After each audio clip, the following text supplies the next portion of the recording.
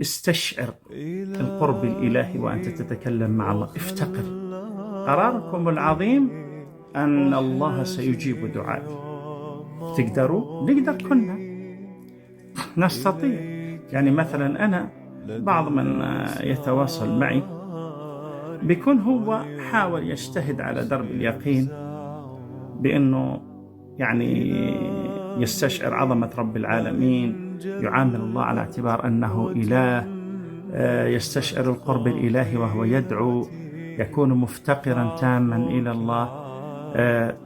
مثلا يكون حاضر القلب، مثلا يكون حالة السعادة والفرح والسرور، لكن مشكلته أنه مش قادر يثبت.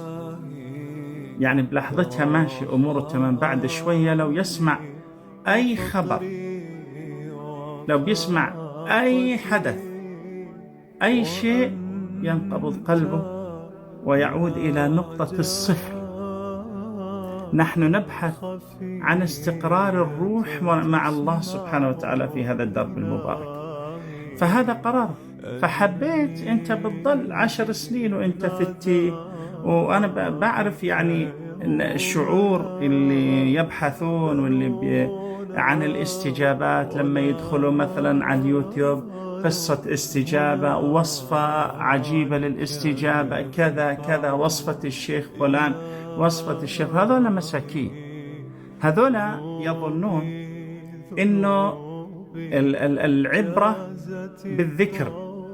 العبرة مو بالذكر، العبرة كيف فهمت الذكر. العبرة القلب اللي بيطلع الذكر. العبرة الروح التي دعت رب العالمين. العبرة مو بدعاء يونس عليه الصلاة والسلام، العبرة من الذي يدعو بدعاء يونس عليه الصلاة والسلام فاستجبنا له. العبرة ليست بدعاء يعني بألفاظ دعاء أيوب، إنما العبرة بالقلب. أيوب قلبه لما أخرج هذا الكلام كيف كان؟ قلبك كيف كان؟ يونس كيف كان قلبه وهو يخرج الكلام؟ أنت قلبك كيف كان وأنت تخرج الكلام؟